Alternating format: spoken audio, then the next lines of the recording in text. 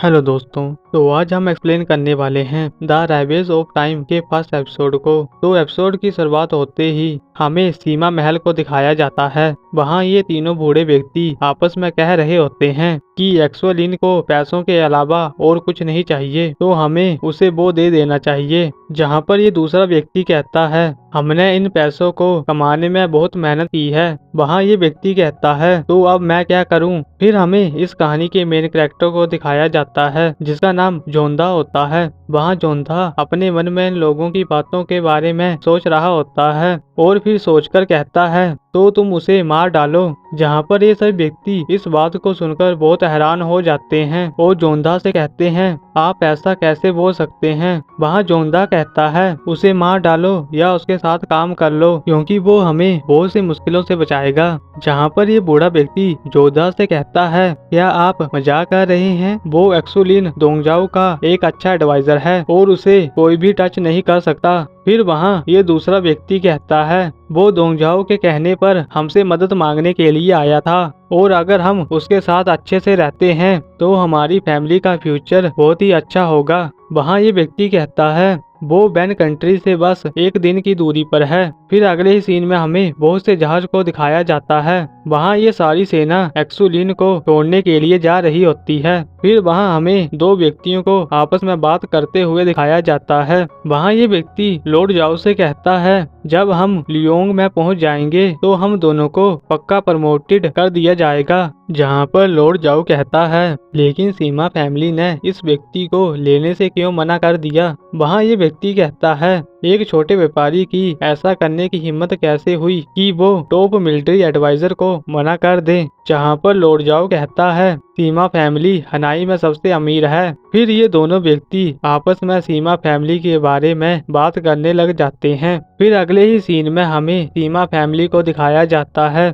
वहाँ ये लड़की इन सभी लोगों के लिए चाय ले जा रही होती है जिसका नाम मिंग होता है। वहाँ ये व्यक्ति कहता है तो लिन और लूबू उनकी सेवा कर रहा है और लोगों के पास अब कोई भी चॉइस नहीं है। इस बात को सुनकर वहाँ जोधा कहता है टैलेंट अलग अलग एज में आता है, पिछले डेस्टिनीज कुछ ही सालों तक चले और हाँ डेस्टी कमजोर था जब उनकी फैमिली ने उस पावर को लिया था और ये कोई हैरान होने वाली बात नहीं है कि उनका राज्य फिर से नीचे गिर गया है। वहाँ ये सभी व्यक्ति इस बात को सुनकर हैरान हो जाते हैं। तो जोधा इन सभी व्यक्तियों से कहता है जहाँ तक डोंग चाहो की बात है वो बस एक छोटा सा योद्धा है जिसने आग लगा दी थी। फिर वहाँ पर मिंग आकर इनसे कहती है डोंग जाओ ने चैनियों के राजकुमार को एम्पायर के रूप में बनाया था और ये बिल्कुल गलत था, इसलिए एम्बिशन के लोगों ने इसका विरोध किया और हैनी एक रणनीति जगह पर है और दूसरे लोगों को लियोंग के अंदर जाने के लिए हैनी में सिपाहियों को रखना होगा ताकि वो डोंगजाओ के हटने पर सिटी के अंदर तोड़फोड़ कर सकें। इस बात को सुनकर वहाँ जोधा कहता है हम हैनी के अंदर सबसे अमीर परिवार हैं, यदि हमने डोंगजाओ के लिए हार मान ली तो फिर सभी हमें टारगेट करेंगे जिससे हम अपना पैसा और जीवन दोनों खो देंगे। वहाँ ये तीनों व्यक्ति इस बात को सुनकर बहुत हैरान हो जाते हैं। फिर अगले ही सीन में हमें उन सभी सिपाहियों को दिखाया जाता है जो अपने जहाज को लेकर जा रहे होते हैं। वहाँ लौट जाओ इस व्यक्ति से पूछते हैं कि अचानक से इतना ज्यादा कोहरा कैसे हो गया। जहाँ पर ये सभी सिपाही अलर्ट हो जाते हैं। फिर हमें बहुत सी लकड़ियों को इनके जहाज की तरफ आता हुआ दिखाया जाता है जिससे इनका जहाज एक जगह पर रुक जाता है। वहाँ ये सभी सिपाही ये देखकर हैरान हो जाते हैं और अपनी अपनी जगह पर जाने लग जाते हैं। वहाँ एक सिपाही एक्सोलिन को जहाज के अंदर जाने के लिए कहता है। फिर हमें एक्सोलिन की फ्लैशबैक को दिखाया जाता है जहाँ पर ये दूसरा व्यक्ति एक्सोलिन से कह रहा होता है चाहे कुछ भी हो जाए तुम्हें उस जगह को नहीं छोड़ना है। फिर सीन वापस से प्रेजेंट में आ जाता है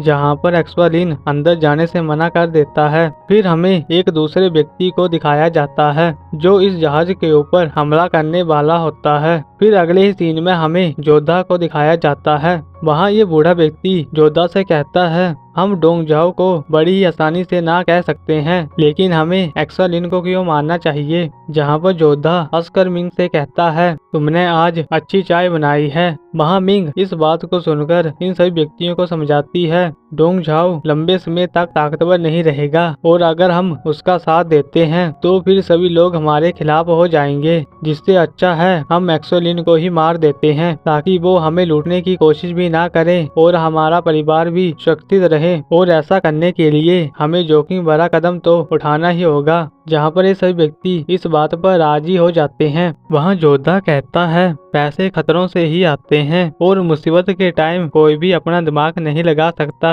हम बस रिस्क ले सकते हैं और अभी लोग डोंगजाओ का विरोध कर रहे हैं। उन्हें बस लोगों का साथ चाहिए और उन्हें हमारे साथ की भी जरूरत होगी। जहाँ पर ये व्यक्ति कहता है क्या तुम सच में एक्सोलिन को मारना चाहते हो? फिर अगले ही सीन में हमें उस व्यक्ति को दिखाया जाता है। वहाँ ये सभी सिपाही उस व्यक्ति को देखकर हैरान हो जाते हैं। जहाँ पर लॉर्ड जाओ समझ जाता है कि ये व्यक्ति रिमांड सेना का है। फिर ये व्यक्ति इनके ऊपर हमला कर देता है। जहाँ पर ये सभी सिपाही भी इस व्यक्ति के ऊपर हमला कर देते हैं, पर ये व्यक्ति इन सभी सिपाहियों को मार रहा होता है। जहाँ पर ये सिपाही हुआओ से कहता है वहाँ लॉर्ड जाओ हेल्प के लिए आवाज लगा रहे होते हैं। जहाँ पर ये सिपाही जल्दी से जाकर हुआओ से कहता है लॉर्ड जाओ ने आपको बुलाया है, उन्हें अपने जहाज के अंदर आपकी हेल्प चाहिए। वहाँ हुआओ इस बात को सुनकर इस व्यक्ति से कहता है तुम इतने जोर से मत बोलो, तुम्हें पता है ना मेरे कान दूर की आवाज को भी आसानी से सुन लेते हैं। फिर हमें वापस से उस व्यक्ति को दिखाया जाता है जो अभी भी इन सभी सिपाहियों को मार रहा होता है। वहाँ लॉर्ड जाओ इन सभी सिपाहियों से कहता है तुम एक्सोलिन को बचाओ। फिर ये सभी सिपाही एक्सोलिन को बचाने लग जाते हैं। वहाँ एक्सोलिन ये देखकर घबरा जाता है। जहाँ पर ये व्यक्ति सभी सिपाहियों को मारकर जैसे ही एक्सोलिन को मारने की कोशिश करता है तभी वहाँ पर हुआओ आ जाता है और फिर इन दोनों के बीच लड़ाई शुरू हो जाती है। वहाँ लॉर्ड जाओ एक्सोलिन से कहता है मैं और मेरा बेटा आपको बचाएंगे। फिर लॉर्ड जाओ हुआओ से कहता है इस व्यक्ति को मार दो। जहाँ पर हुआओ और इस व्यक्ति के बीच फिर से फाइट शुरू हो जाती है, पर इस बार हुआओ इस व्यक्ति को मारकर इस जहाज से नीचे गिरा देता है। तो सभी सिपाही उस व्यक्ति को पानी के अंदर देखने लग जाते हैं। वहाँ हुआओ को महसूस होता है कि वो व्यक्ति लिन के ऊपर हमला करने वाला है। तो हुआओ सभी सिपाहियों को यहाँ वहाँ देखने के लिए कहता है, पर तभी वहाँ पर ये व्यक्ति लिन को मार देता है और फिर वहाँ से चला जाता है। वहाँ इस व्यक्ति ने लॉर्ड जाओ को भी मार दिया होता है। जहाँ पर हुआओ अपने फादर को मरा हुआ देखकर बहुत उदास होता है। फिर अगले ही सीन में हमें जोधा को दिखाया जाता है। वहाँ जोधा अपने तीसरे अंकल से पूछता है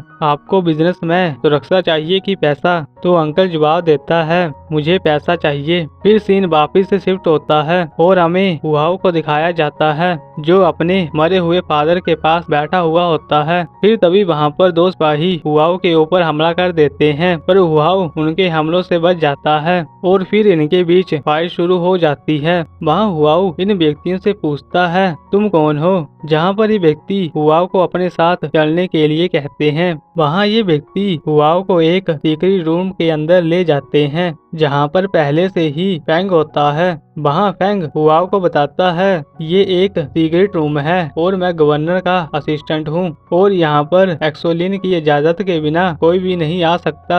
जहाँ पर हुआओ इस बात को सुनकर हैरान हो जाता है कि एक्सोलिन जिंदा है और फिर हुआओ एक्सोलिन से पूछता है क्या वो आपका सब्स्टिट्यूट था? जहाँ पर लिन हाँ कहता है और हुआओ को बताता है मिलिट्री एडवाइजर होने की वजह से मुझे मारने की कोशिश की जा रही है, पर मुझे इस बात का बड़ा ही ज्यादा अफसोस है कि एक बेकार से सब्स्टिट्यूट की वजह से हमने एक अच्छे सिपाही को खो दिया। और फिर लिन कहता है मैं डोंगजाओ को तुम्हारे फादर और तुम्हारी लॉयल्टी के बारे में बताऊंगा। जहाँ पर हुआओ लिन का शुक्रिया करता है। वहाँ लिन कहता है ये एक लड़ाई का मैदान है और जो मर गया समझो वो चला गया, अब शोक मनाने का वक्त नहीं है। जहाँ पर हुआओ इस बात को सुनकर कहता है आप चिंता मत कीजिए, मैं शोक नहीं बना रहा हूँ। वहाँ लिन इस बात को सुनकर कहता है तुम्हारे कहने का क्या मतलब है? जहाँ पर हुआओ कहता है अगर आप मेरे पिता के जहाज पर मर गए होते तो मेरे पूरे परिवार को मार डाला जाता, लेकिन मेरे पिता अपना फर्ज निभाते हुए मरे हैं तो उन्होंने जाओ परिवार के 80 से ज्यादा लोगों की जान बचा ली।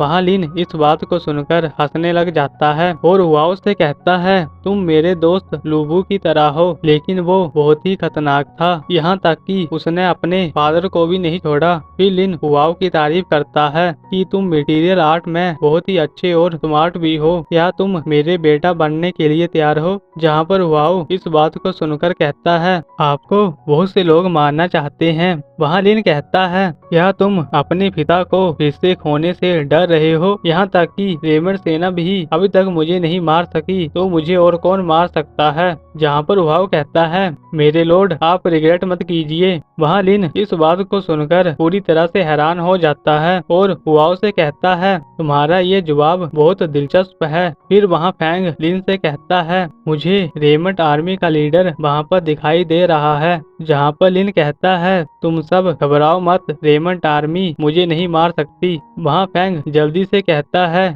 लेकिन वो अभी भी वहाँ पर है। जहाँ पर लिन भी उस बात को सुनकर हैरान हो जाता है और उन्हें देखने लग जाता है। वहाँ ये सभी सिपाही भी रेमंड आर्मी को देखकर हैरान हो जाते हैं। फिर वहाँ पर फैंग जल्दी से इन सभी लोगों को ऑर्डर देने लग जाता है। जहाँ पर लिन उसे घबराने से मना करता है और उसे बताता है, दुश्मन को हमारी सेना की सिचुएशन के बारे में पता नहीं है, तो इसलिए हमें जल्दबाजी नहीं करनी चाहिए। जिसके बाद ये सभी लोग शांत हो जाते हैं और फिर लिन फैंग से पूछता है, रेमंड आर्मी का लीडर कौन हो सकता है? जहाँ पर हुआओ कहता है, रेमंड आर्मी के लीडर के बारे में मुझे पता है। वहाँ ये दोनों व्यक्ति इस बात को सुनकर हैरान हो जाते हैं। जहाँ पर हुआओ बताता है, वो कुछ साल पहले मेरे घर पर आया था। वहाँ फैंग ये सुनकर कहता है, तो क्या तुम्हारे फादर रेमंड आर्मी के साथ मिले हुए थे? वहाँ लिन भी पूछता है, वो तुम्हारे घर पर क्यों आया था? क्या वो मुझ तक पहुँचने के लिए तुम्हारे फादर का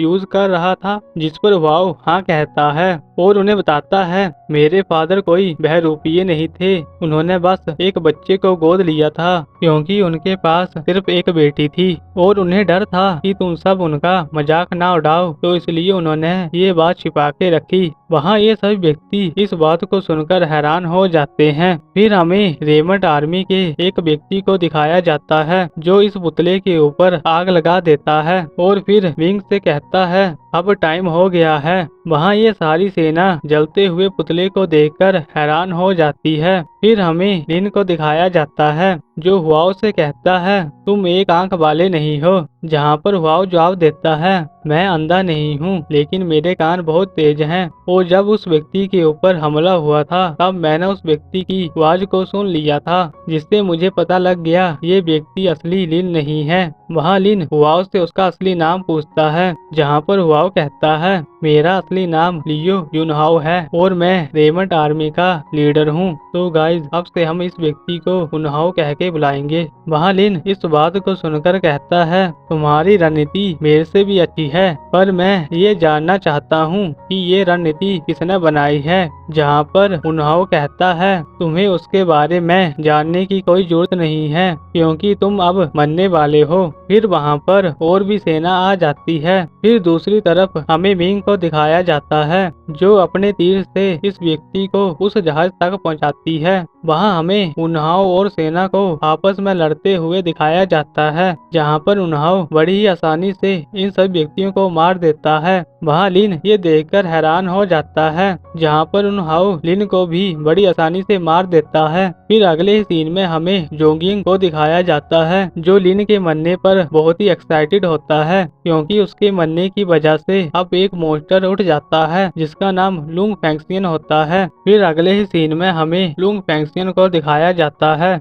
जो जोर से कहता है, जिसने भी मेरे भाई को मारा है मैं उसे नहीं छोड़ूंगा। और फिर फैंग एक्शन जोर से चलाने लग जाता है और यहाँ पर इस एपिसोड की एंडिंग हो जाती है। और अगर आपको ये वीडियो अच्छी लगी तो मेरे चैनल को सब्सक्राइब करना और इस वीडियो को लाइक करना। और अब मिलते हैं आपको सीधा ही नेक्स्ट वीडियो पे। तब तक के लिए गुड बाय।